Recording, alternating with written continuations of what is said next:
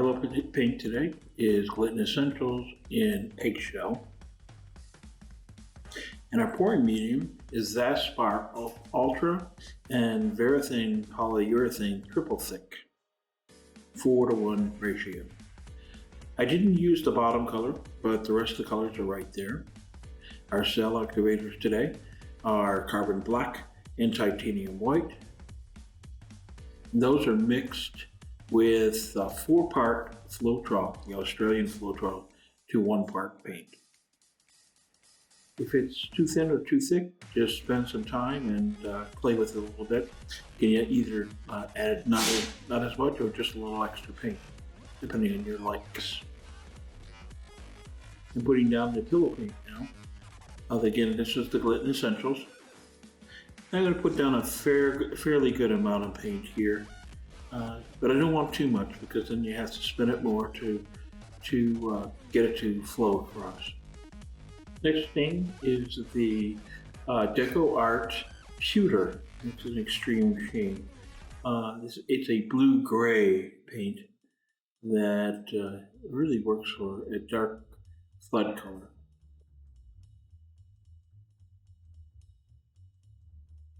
Next color up is Copper Penny. This is a Porridge Posse paint that is probably the closest I've ever worked with copper to actually a copper sheen.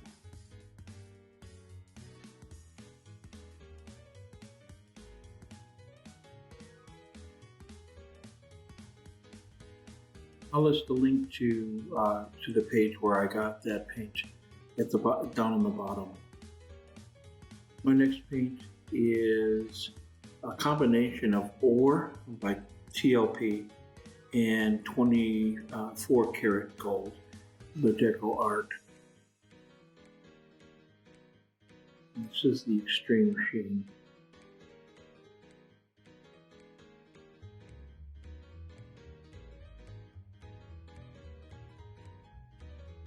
So far, everything I put down is a paint that has some metallic or some sheen quality to it.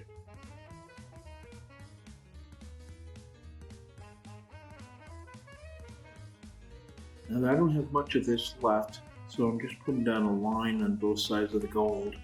This is the King of Pain, which is a TLP color. It's kind of a shimmer to it, and I'm actually very fond of this shade of Payne's Gray. Less blue, more black, a little bit more silver.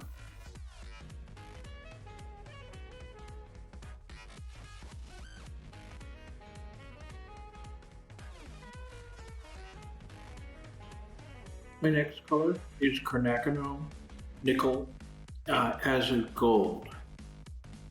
This is a golden color, and it is the only color so far that I have that is a non-sheen. But boy, I'll tell you what, this little tiny bit goes a long way with this color.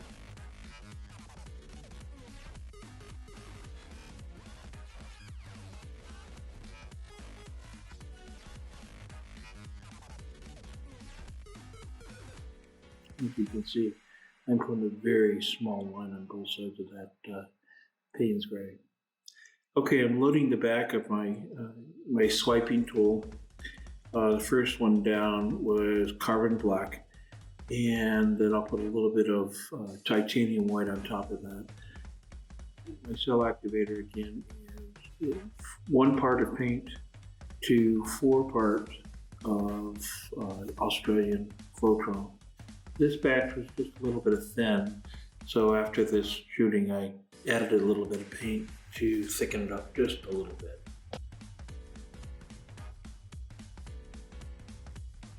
Okay, I'm going to swipe down.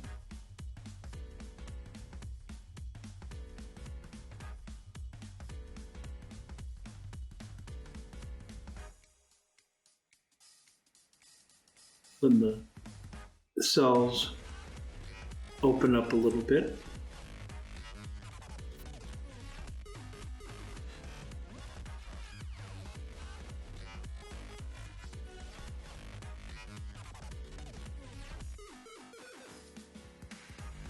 You have to excuse the sound in the background. Air conditioner is going. Although it is not as hot as it has been here in Texas, we are still pretty much new to the state, and the air conditioner runs pretty much all the time.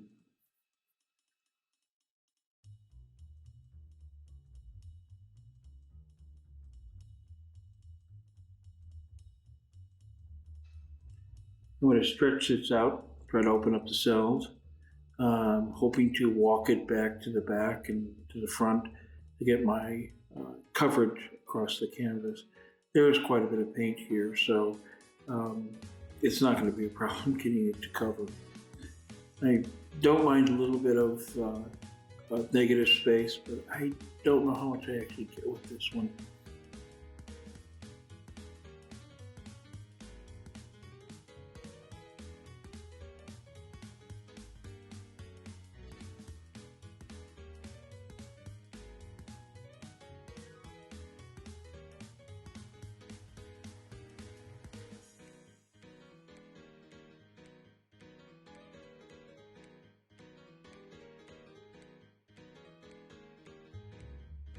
All right, this is tilting away from the camera.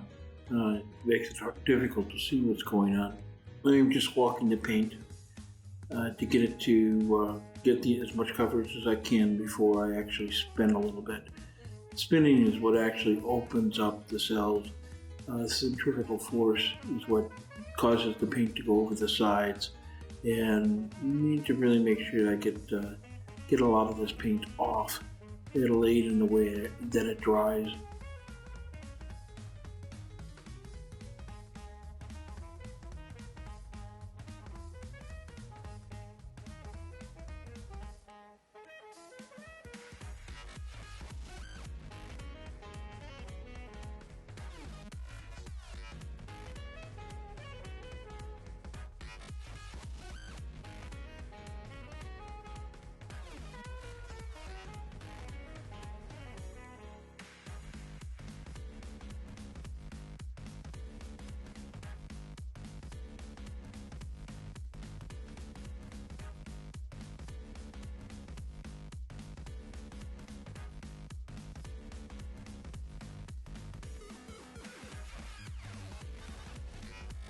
This is a new spinner setup I have with my that I have my painting on.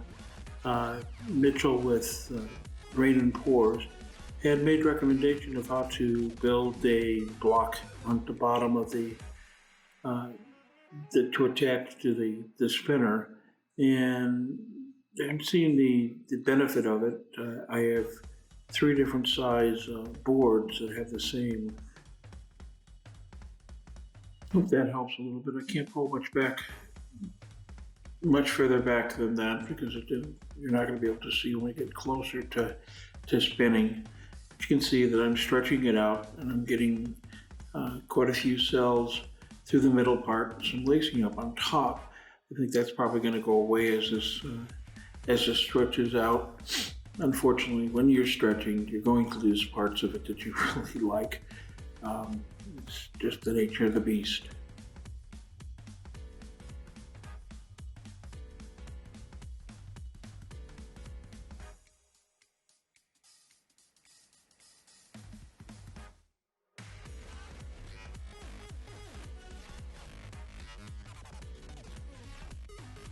I think that part of the reason why I enjoy this type of acrylic art is you not only get the interest of what's going on with the paint, the control you have on how the paint finally comes out in the final product, but the cell formation in this style is very pliable. It allows you to move it around and control a little bit more how it looks and how it ends up being in the final. You can see down here on the right hand side, entirely sure how or why they form that way, but it does make for an interesting pour. Again, I'm sorry for the angle on this is a little hard to see. To see up there now at the top, you can see the white cells and how they formed, and the black cells. And you can see where the gold is. They're not getting really stretched out too much. By this point, with any other technique, my cells would be not holding their shape as well. I add a little bit more paint down to the end to make sure that I got total coverage.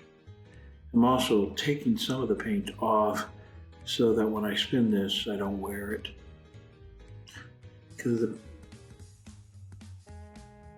spinning does spread the paint over more than just the canvas.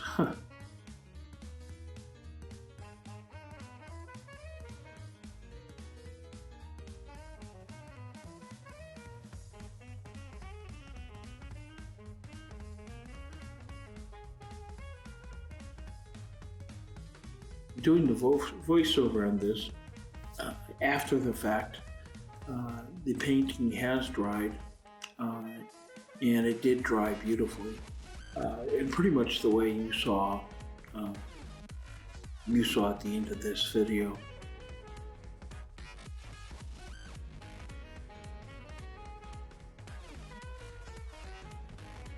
I'm always open to input and comments, so please, if you have anything you'd like to say or any questions you'd like to ask, leave them in the comments section down below. And also, any of the paints that I've talked about here and the ratios will be in my description down below this video. I'm very much open to anything you guys have to say. And if you have anything you'd like for me to cover in the future, leave that also.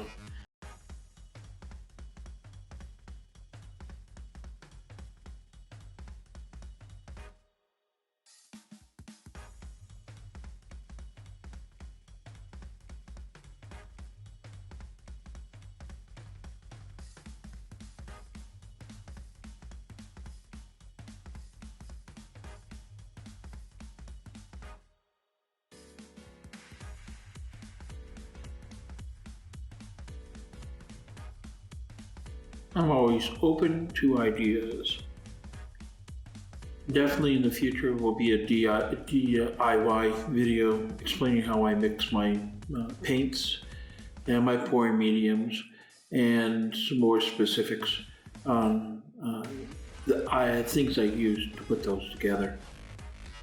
Also considering sharing how I put together my cradle boards. Saves a lot of money. I think we're about ready to spin at this point, so I'm going to go back up for the higher view.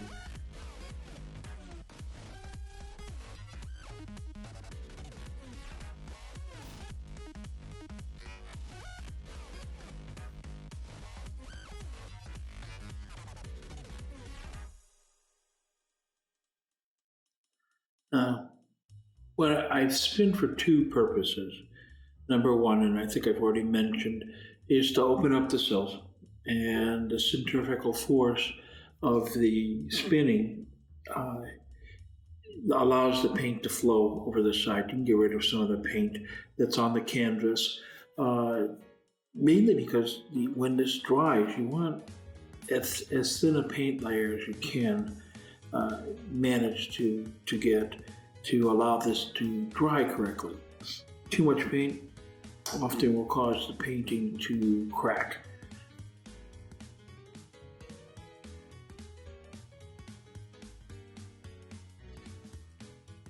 But as you can see, just that little tiny bit of spinning, I got quite a bit of paint off the sides.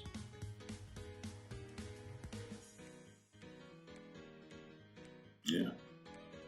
I'm pulling as much of the paint off the sides as I can so that I don't wear as much of it.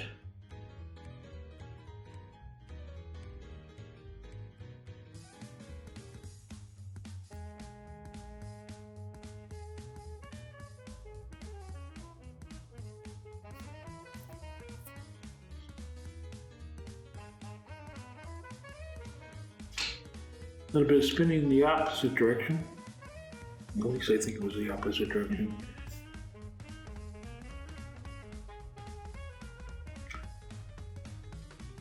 You'll notice I'm not getting as much paint off the sides, so that means I'm pretty close to being finished.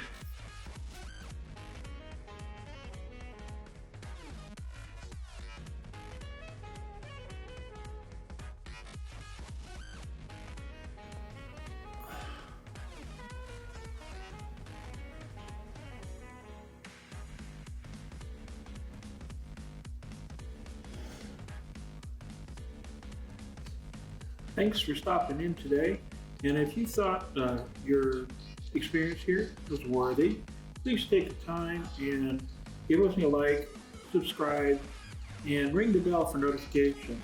My goal is to put out at least 3 videos per week, and hopefully you found this useful. Thanks again for stopping by. I hope you have a great day. Bye now.